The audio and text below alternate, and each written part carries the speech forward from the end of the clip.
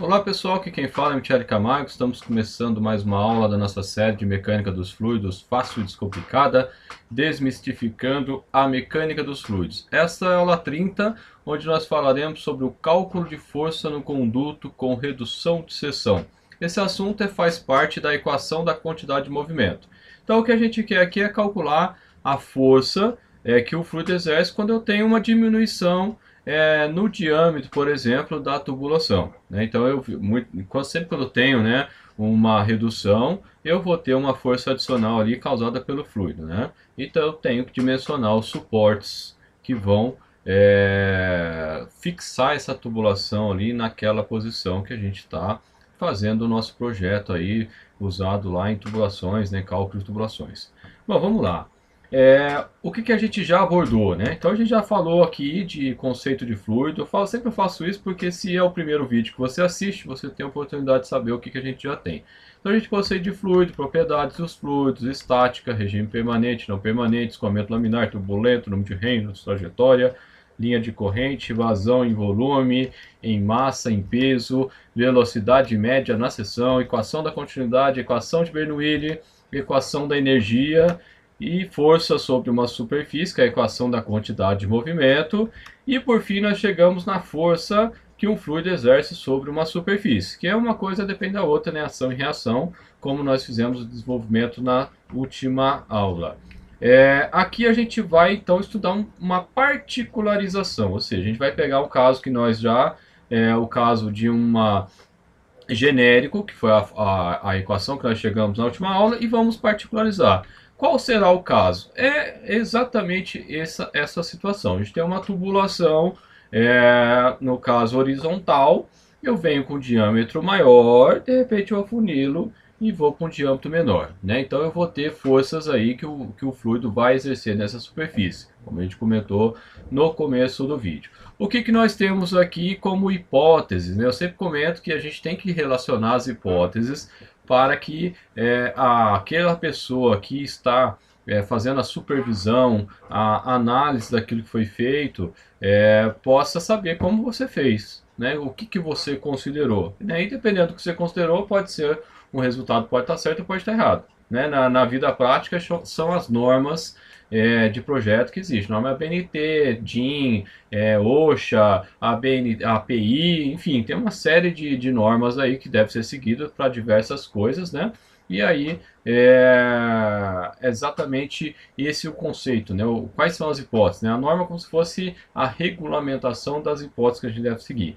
Então a gente vai levar em consideração o que é regime permanente, propriedades uniformes nas seções, fluido incompressível e a gente vai desprezar o peso do fluido. Né? Então, essas são as principais propriedades que a gente vai considerar. Regime permanente, a gente sempre repete, é aquela propriedade, ou regime é escoamento, um escoamento é em regime permanente, quando as propriedades em cada ponto não mudam com o tempo. Elas mudam ponto a ponto, mas não mudam com o tempo. Propriedades uniformes na seção quer dizer que se eu pegar o diâmetro mais externo no centro ou do outro lado, a propriedade em questão é a mesma. Velocidade, pode ser pressão, enfim. As propriedades em cada seção elas são uniformes, em toda a seção é o mesmo valor. Fluido incompressível quer dizer que a variação da massa específica é desprezível ou não acontece. E desprezar o peso eu não vou considerar. Né? Então, assim, como a gente está calculando a força aqui, né, o objeto aqui do nosso estudo é o cálculo de força, eu posso desprezar o peso no primeiro momento e depois, ao final, se eu quiser considerar, basta a gente considerar a força-peso que a gente tem o vetor resultante. Então, a gente faz como se não fosse importante e depois a gente acrescenta se a gente quiser.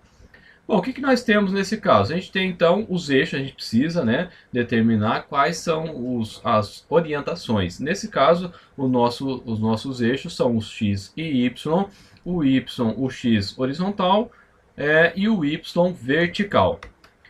Eu tenho as seções que eu vou considerar, em alguns livros ele vai chamar essa região de volume de controle, alguns livros chamam de sistema aberto. Eu já fiz algumas considerações a respeito dessas diferenças. O que importa é que essa região, o que a gente vai estar de olho no momento.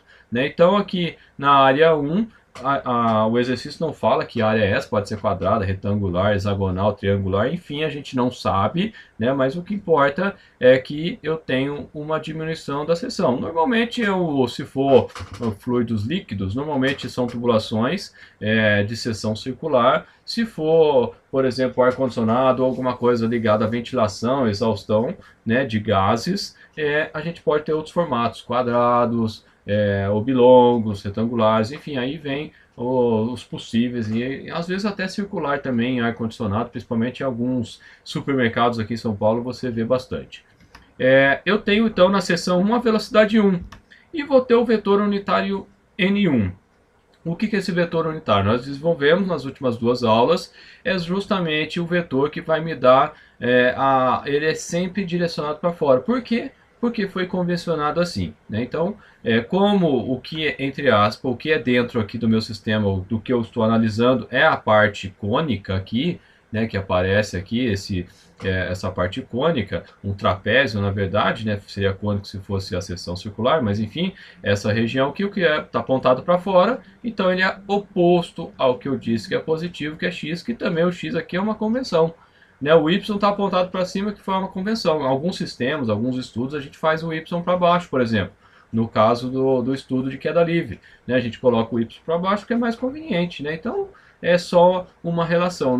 No caso de vetores, o valor negativo não é ausência, né, como se fosse lá no banco. Né? Você tem menos R$ 30 lá no banco, quer dizer que você está devendo para o banco R$ 30. Aqui, o menos significa que ele é para o lado oposto. Da mesma forma, eu tenho a velocidade 2, nesse sentido aqui, que a gente está de 1 para 2, e vou ter o vetor unitário N2 apontado para fora. Apontado para fora do que? Da região que eu estou considerando. Então, a região 1 é a região de entrada, a seção 1 é a seção de entrada, a seção 2 é a seção de saída. Note que eu coloquei aqui essa seta já maior quando comparado com a seta amarela do V1. Por quê? Porque a gente considerou fluido incompressível e aqui a gente está falando de regime permanente. Então a gente desenvolveu lá em cinemática a equação da continuidade ou a equação da conservação da lei da conservação da massa. Então, para que isso seja permanente, um regime permanente, a quantidade de massa que entra aqui em 1 tem que ser igual à quantidade de massa que sai em 2. Então, a vazão em massa de entrada é igual à vazão em massa de saída. A vazão em massa é ρ vezes Q, que é o ρ, a massa específica, vezes Q, a vazão volumétrica. Como o sistema, o meu estudo aqui é um fluido incompressível, um escoamento incompressível, o ρ1 é igual a ρ2. Então, no caso aqui, ficaria ρ Q1 igual a ρ Q2. Como os ρs são iguais, né, 1 e 2, fica Q1 igual a Q2. Né? Então, a vazão volumétrica ela é igual também. Né? Então, eu chamo até a atenção que muitas vezes alguns alunos até perguntam nas aulas se sempre que eu diminuo a tubulação, se a velocidade vai aumentar. Não, se for um sistema compressivo, não necessariamente. Então você tem que ficar atento à questão da massa específica. Aqui sim, porque o ρ é constante. Né? Então, para que a vazão em volume seja constante, se eu diminuo a área, e vazão é velocidade vezes a área média, a velocidade média, a área vezes a velocidade média, para que isso seja constante, se a área diminui, a velocidade tem que aumentar, senão não seria constante. Fazendo agora uma pequena pausa para alguns recadinhos. O primeiro recadinho que eu gostaria de trazer para você se você quiser baixar o material dessa aula e também de outros conteúdos que nós temos no canal, basta você clicar no link que está aqui abaixo na descrição do vídeo. Você vai ser direcionado para um formulário, basta você preencher com o seu e-mail e com o seu telefone do WhatsApp, que logo na sequência você vai receber lá no seu e-mail um link onde eu disponibilizo todo esse material. Basta você fazer isso uma vez só, salvar o link no seu navegador e sempre que você quiser verificar se tem algum material novo, basta entrar lá e baixar o material, por isso fazendo uma vez só. Um outro recadinho que eu gostaria de trazer é convidar você para participar do nosso grupo lá no Facebook. Um grupo de compartilhamento e troca de experiência. Basta também clicar no link logo abaixo aí na descrição. E por fim, eu gostaria de trazer como recomendação para você, se você está aí buscando uma metodologia de como refazer um TCC, muitas vezes nós não sabemos nem começar. né? Então, pesquisando sobre isso mais recentemente, encontrei aí o trabalho do professor Hamilton, achei bastante interessante e estou trazendo para você como uma recomendação. Se você quiser, tiver interesse, está precisando aí de fazer o TCC e não sabe como, que clica no link logo abaixo que você vai ter maiores informações.